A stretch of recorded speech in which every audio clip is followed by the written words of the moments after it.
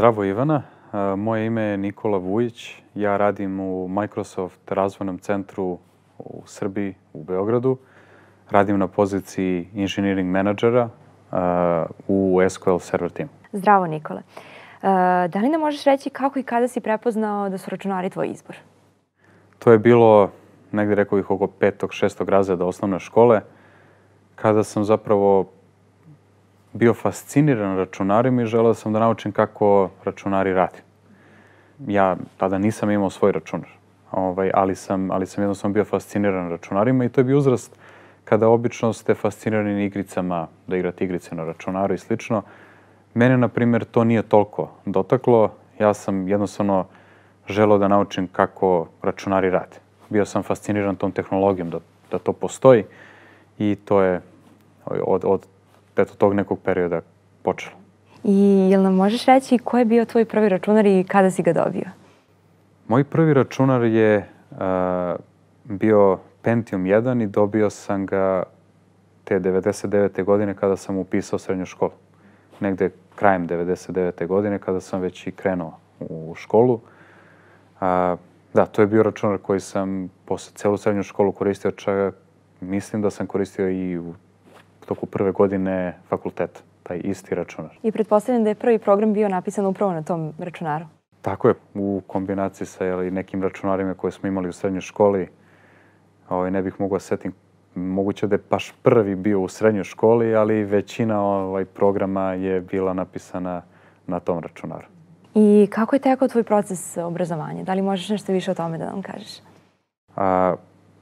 Ja sam već tu u krajem osnovne škole tačno znao da želim da upišem ETF kao fakultet. I onda sam birao srednju školu koja će mi dati najbolje predznanje za ETF. I to je, moj izbor je na kraju bila Prva Kragujevačka gimnazija u Kragujevcu. To je jedno specijalizovano odeljenje za matematiku. A nakon elektrotehničkog fakulteta sam nastavio dalje sa master i doktorskim studijama u Španiji na Tehničkom univerzitetu u Kataloniji. I šta bi izdvojio kao najznačajniji moment u svom obrazovanju? Da li je to bila srednja škola ili možda fakultet kasnije? Kada pogledam tu razliku u mom znanju na početku srednje škole i na kraju srednje škole, kada taj skok u mom znanju uporedim sa kasnim obrazovanjem, sa fakultetom i osjećam da je taj skok bio baš najveći u srednjoj školi. I to je bilo bukvalno od početnog znanja o programiranju koje je bilo 0 do jako solidnog znanja o programiranju na kraju srednje škole što se tiče tih stvari koje se u srednjoj školi rade, pogotovo u tom specijalizovanom odeljenju, algoritmi, strukture podataka, takmičarski zadaci, išli smo na takmičenje iz programiranja. I mislim da to nije ni tako slučajno bilo. To je bilo dosta i zahvaljujući i jednom tom zalaganju pojedinih profesora. Kad je programiranje u pitanju, tu je u pitanju čuveni profesor Zoran Vasiljević Kuki iz Prve Kragujevačke gimnazije, koji je jednostavno posvećivao nenormalno mnogo vremena svojim đacima. Znači, to su zimski raspusti, letnji raspusti koje smo provodili u kabinetu za informatiku i radili ono što volim. To je mnogo uticalo i na našu motivaciju. Pola dana provedem u kabinetu za informatiku. To je bilo fenomenalno i druženje i radio sam baš ono što volim. I nakon Prve Kragujevačke gimnazije došao je ETF kao naredni izbor i narodni korak. I šta je nešto što ti se najviše svidjelo od predmeta na ETF-u? Šta bi mogao da izdvojiš? Ja sam bio taj smer za računarsku tehniku i informatiku, gde smo učili programske jezike, neke sam već znao iz srednje škole, do kasnije nekih predmeta koji su u kasnim godinama bili za neko naprednije obrazovanje što se tiče računarskih nauka. Prvoj godini fakulteta ja bih mogao da izdvojim predmete koji nisu bili vezani samo za programiranje. Na primjer, osnove elektrotehnike su mi dali i neku dodatnu širinu u tom obrazovanju. Nešto što ne učite na tipičnim fakultetima za računarske nauke. Dok kasnije, na primjer, mogu bih da izdvojim predmet operativni sistemi koga pamtim kao jako dobar predmet na ETF-u. I kako bismo negdje zaokružili tvoj proces obrazovanja tokom osnovne, srednje škole i osnovnih studija na fakultetu, da li mi možeš reći da li te je privukao taj akademski aspekt bavljenja računarskim naukama? Pa da. Nisam želeo odmah da nastavim svoju karijeru u industriji, već sam želeo da se bavim nekim istraživačkim radom i tako je upravo tako i bilo. Ja sam posle toga otišao na doktorske studije u Španiju i tamo nastavio dalje sa baš takvim akademskim radom i istraživanjem. Koje su bila tvoje prva radna iskustva nakon fakulteta? U Španiji. Tamo sam upisao doktorske studije, ali zapravo to je bio rad u jednom istraživačkom centru koji se zove Barcelona Supercomputing Center, gde sam radio i kao istraživač i kao zapravo u isto vreme radio doktorat povezan sa tim istraživanjem na Tehničkom univerzitetu u Kataloniji. Pored samog rada u istraživačkom centru i u toku samog doktorata sam radio i neke dve prakse kao istraživač. Jedna je bila kao, da kažemo, research, znači ta istraživačka, da kažem, praksa u IBM-u u Njujorku, u istraživačkom centru IBM-a u Njujorku. To je bilo 2010. godine i kasnije 2011. godine bila je jedna praksa koja je bila onako čisto industrijska. To je bilo u jednom start-upu u Londonu. Upravo si pomenuo da si imao radne iskustva i u Njujorku i u Londonu, samo u različitim oblicima je bilo. Da li si svoj nastavak karijere vidio u nekom od tih gradova? Da, moj nastavak karijere sam 2011. godine video u Londonu. Posle tog iskustva ja sam jednostavno pomislio da je London grad za mene. Jako je to dinamično, jako je puno prilika, ovako da kažem, na sve strane i mene to privukli. U tom trenutku sam mislio da je to zapravo grad za mene. Šta su onda bili tvoji glavni motivi da apliciraš za poziciju u MDCS-u i dođeš u Srbiju? MDCS je bio presudni moment zbog čega sam se ja vratio u Srbiju. Ja sam na kraju doktorata 2012. godine i krajem već 2011. počeo da tražim posao. I tada sam već rešio sam da želim zapravo da idem u industriju.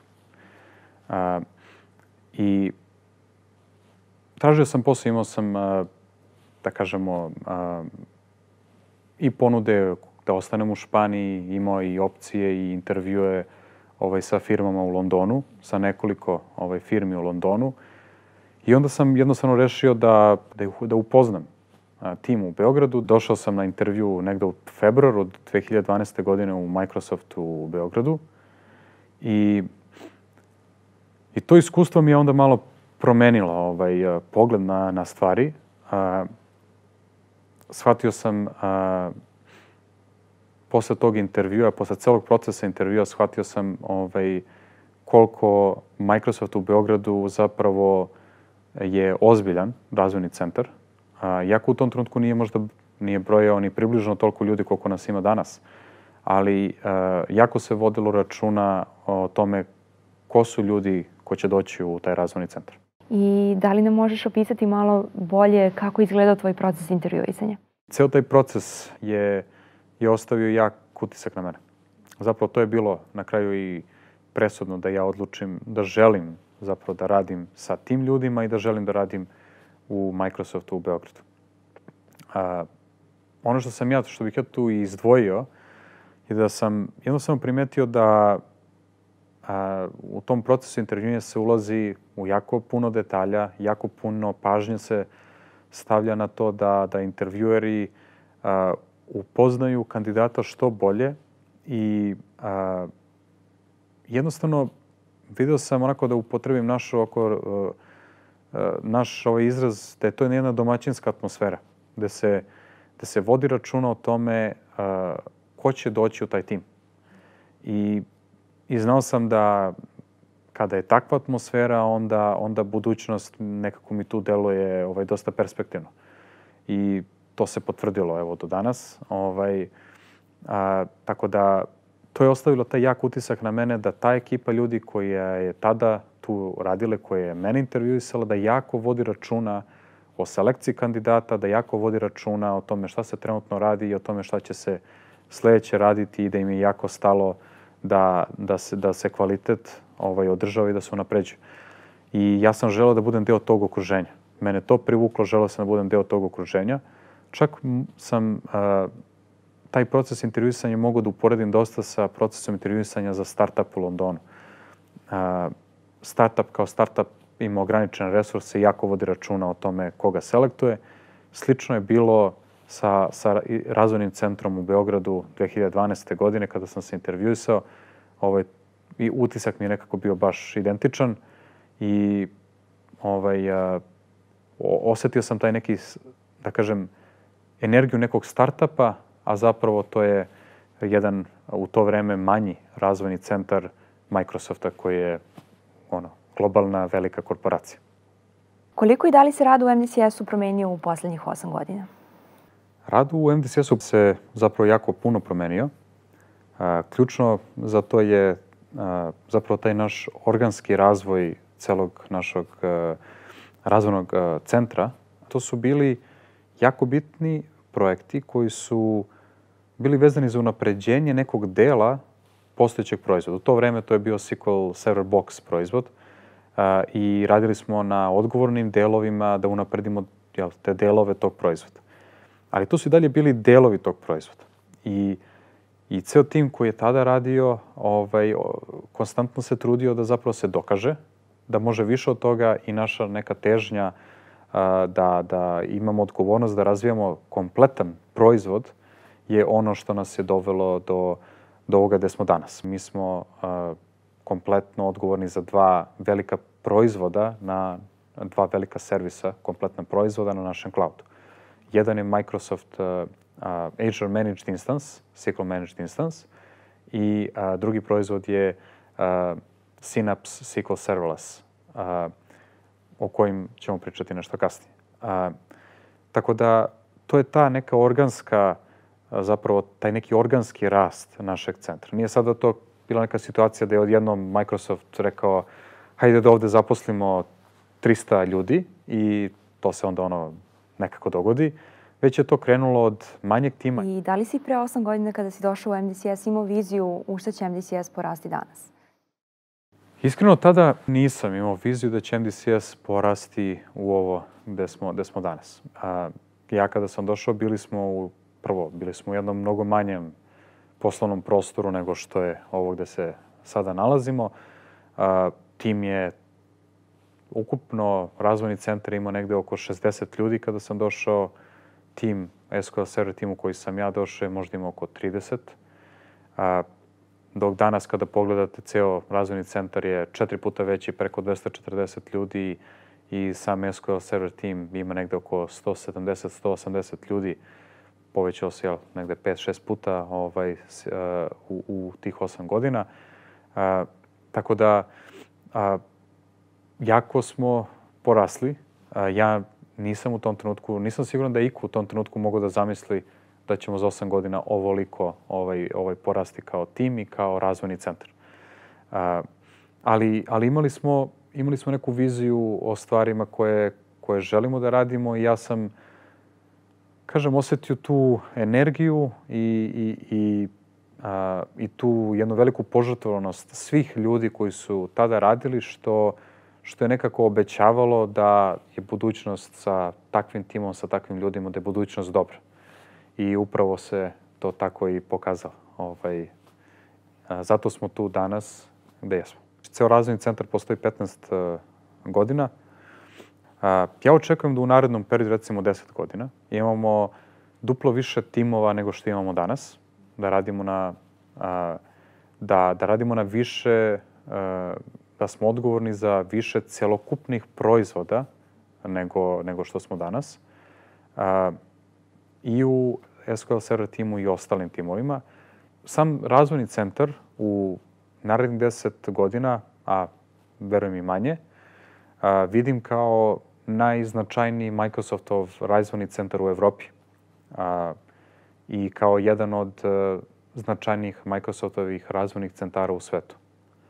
Ali definitivno kao broj 1 razvojni centar u Evropi. Mislim da nismo daleko od toga i da danas već u nekim stvarima to jesmo.